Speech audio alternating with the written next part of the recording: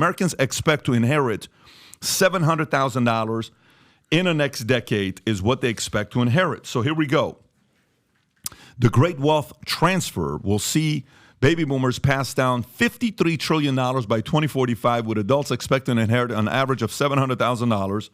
As a report per New York Life, concerns arise as only 21% of millennials and 18% of Gen Z feel very comfortable handling the funds, with Suzanne Schmidt from New York Life stating that they may be more risk-averse due to economic changes they witness in their formative years. Among those anticipating an inheritance in the next decade, 58% expect cash, 43% anticipate property, 28% look forward to stock and bonds, while 24% brace for life insurance proceeds. In other words, they're waiting for their parents to die.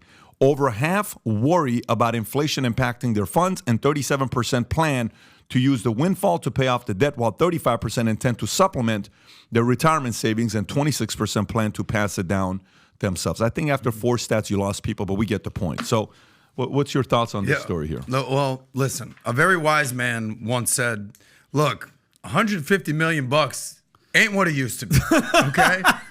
You know, I know it's that really guy. not that that much guy. money. That guy. You know, it's not what it used to be. So with that being said, 700 grand, 700 grand ain't what it used to be. Inflation, that's $500,000. So a lot of Americans feel like they're going at it alone with their financial situation. We just talked about the retirement plan and not people understanding the money situation. I mean, look, 700 grand is great. It's amazing. If you get that, I'll give you a game plan in a second. But it's no secret that 70% of lottery winners that win $100 million plus go broke in the first 5-10 years. Okay, so 700 grand. You want to go through 700 grand, buddy? Come out with me for a weekend in South Beach. That, bro. Let me say something to that. Look, I would love to give parents a grade for what they pass down to their kids, okay? I give my parents an A, even though they gave me not a nickel. My mom and dad both said, when we die, you ain't getting nothing, okay? But guess what they gave me? They brought me to America. That, to me, is all the money in the world, all the opportunities, everything. That is a way of what you gave to your kids. My parents gave me values and principles. Now, if you're born here and you're raised here, and your grandfather brought you, they've given their inheritance to you. What are you now doing to give to your kids that was born here? I do feel we need to give grades to parents of what they give their kids, okay? One, lowest level grade, C, is a what? You give them a place to live, you give them food, you send them to public school, great. That's a C. Great, that's average. B, if the kids... you're helping with the college education, you do all of that stuff, and you pay for their college, and they go, and they do this, and they do that. Okay, great. That's maybe a B. Then, if you provide them all shelter, and you do your best for you and your husband, you and your wife to stay together, it's not easy. Half marriages end up out of divorce, but you do your best. And you help them with the college. And when you die, they start to buy down payment on a house, maybe give them $50,000 down payment on a house or $100,000 down payment on a business or a house. And then when you die, they get $700,000. I have to tell you, I actually applaud these baby boomers that are giving their kids $700,000. I hope that tradition continues. Of course, we can say $700,000 isn't anything today. What I don't want to do is... You know how sometimes, no matter what you do for somebody, they'll always say, that's it, that's it, that's it. You know that whole idea, like, that's all you're going to do for me? Like, I remember one time we'll give people, we'll have a meeting, we're like, dude, this guy's going to be so excited to give this guy a raise. His attitude's going to be freaking awesome. Because you want to give your guys a raise. And I'm like, that's all you're giving me? A 20% raise, a 10% raise? I'm like, do you remember this? Like, I'm like, you know what? Honestly, forget it. It's off the table, bro. Don't worry about it. Go look for another place. We're okay. We're moving forward. But the more... What did they say then? No problem. Go. No, what did they say? They went to UPS. I say this is not the place for you. Go elsewhere. What did they say? They'll probably go to UPS. The stories vary. I'm just telling you. We've been on both sides where we've screwed up and they've screwed up. All I'm saying to you is, I want to recognize good behavior. The $700,000 is good behavior. What I'm concerned about, here's my concern. I'm concerned the next generation is going to be worse than boomers. I'm concerned the next generation is not going to leave anything for their kids. Of course, it's going to be something, but not as much as these guys are, because no one's talking about that. There has to be conversations about what are you leaving your kids behind when you're done? This whole notion about everything's about you, me. What are you leaving them? This is why I love when I read Kennedy's book and I read Bush's book, agree or disagree with these families. They've done well for their families. Maybe you don't agree with what they've done for America. Maybe you don't agree with what they've done for, the world. Let me tell you, they've done a lot for themselves, okay? And one of the traditions they have is your job is when you get married, make your money, make sure your wife is squared away retirement, make sure your kids are squared away with what they want to do with school and a couple things in the future, make sure you're squared away with retirement, then figure out a way to go back and give to public service. Choose to make 100 million, 50 million, 5 million, 10 million, 20 million, 300 million. You're George Bush. Go into Texas Rangers. Do whatever you want to do. But I think we need to talk about that more and more and more. If you want to get an A, I think an A to me is good values, good principles, home standards, expectation, after school programs, dropping them off, driving them. It's a lot of work, man. Dylan goes to 3 different sports every day. Tico, Dylan, every day they're in jiu-jitsu, then they're golf, then they're going to swimming, then they're going to soccer, then he's going to baseball, then they're going to tennis. I mean, you know how many people are driving these guys around? That's a lot of work. Mm-hmm. So I think parents have to give themselves a grade to say, babe, if husband and wife are talking to each other tonight, have a conversation with your wife, have a conversation with your husband.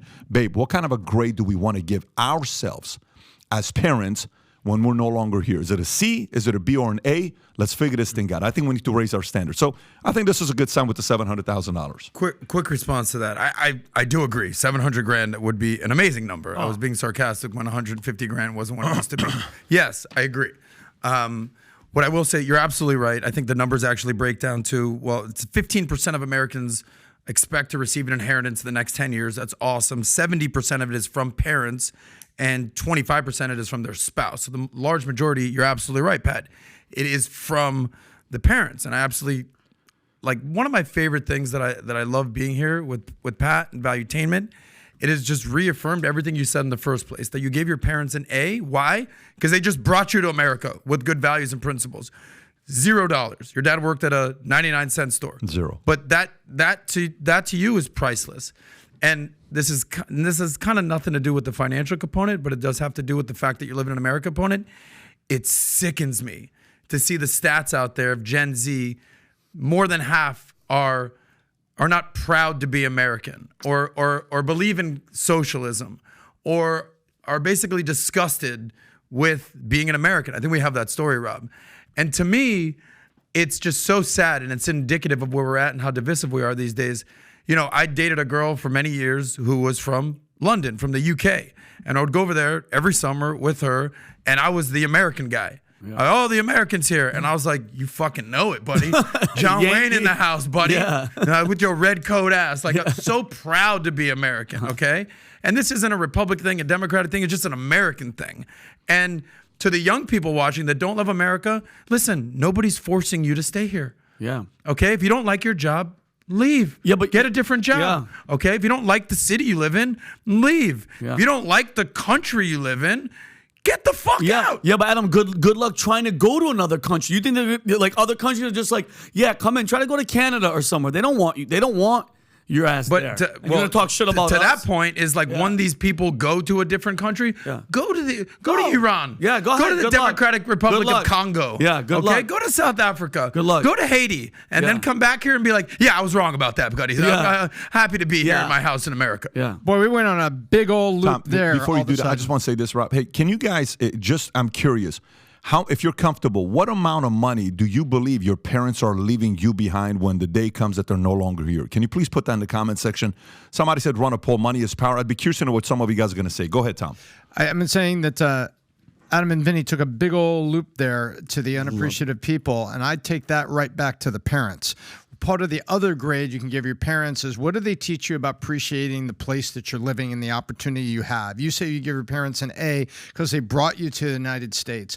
I tell my girls all the time, I said, look, this isn't perfect. There's a lot of debate out there. There's a lot of things going on. There's things going on in your school. We're going to go talk to the school board. We're going to be civil, and we're going to do it, because that's how we do it in America. We meet in the public square. We vote, or we go into rooms and we debate things, and we try to do it civilly. Some of those don't go well. They end up on the news, people screaming at each other at school board board meetings, but you know what? All the stuff that's happened here, this is still the best place in the world to be. This is still the best soil to plant your seed. This is still what it's all about. And that's not elitist. That's not prejudice, girls. That's just what freedom, liberty, free enterprise, and capitalism as a foundation for tomorrow does. And I think when parents don't give a little of that to their kids about how good you have it here, regardless of how many dollars you're going to be able to leave them, I think that loses something. Because the people you're talking about, I agree, Adam. I don't use the phrase, but I'll abbreviate it. You know, GTFO, you know? Yeah. It's a goodbye. But why are some of those kids having that thing? I think that there's an obligation to parents, and maybe also tell that story too. What's coming up, and what are people saying? They popping in? Let me tell you what they said. So most people, Rob, would you agree? Most people is zero. And 90% put zero. One person put 50K. One person put 5 million. I saw one 250. I saw one 500,000. I saw one 1.1 million. I saw one 1.2 million in real estate, 400,000 on life insurance, 150K, 400K, 2.5 million, 250, 600,000. This is why for some that don't have money, the easiest way to leave money behind to your family is life insurance. This is why we sold nearly 500,000 life insurance policies the last 13 years. And counting. Yeah, and counting. If you can't afford to do it, get them a life insurance policy. Yeah. Get something to leave behind to your family. It's such one of the biggest backbreakers of a family when siblings are left is when parents die and siblings fight on who pays the money. And the poorest sibling always blames the richest sibling, saying, you have the money, you pay for it. And then there's a division between, Siblings. That's the last thing parents want. So if you want your kids to be united and you don't want them to divide, get an insurance policy.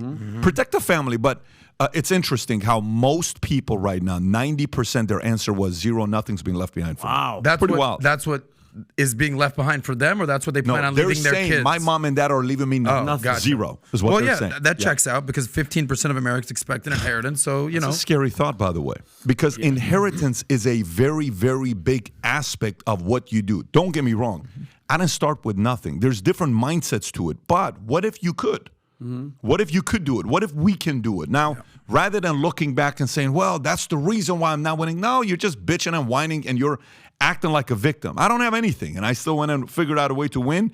We're still grateful. We're happy. All I'm saying is, why don't we start with us? What can we do about it? Anyways, I let's go to the absolutely next agree story. about the life insurance component. If I could just give sure you you do. 30 You're in the seconds on that. business. If you're a young dad out there, okay, I'm speaking to the fathers right now. Now, I'm not a kid. I'm not a father. I plan on being one soon.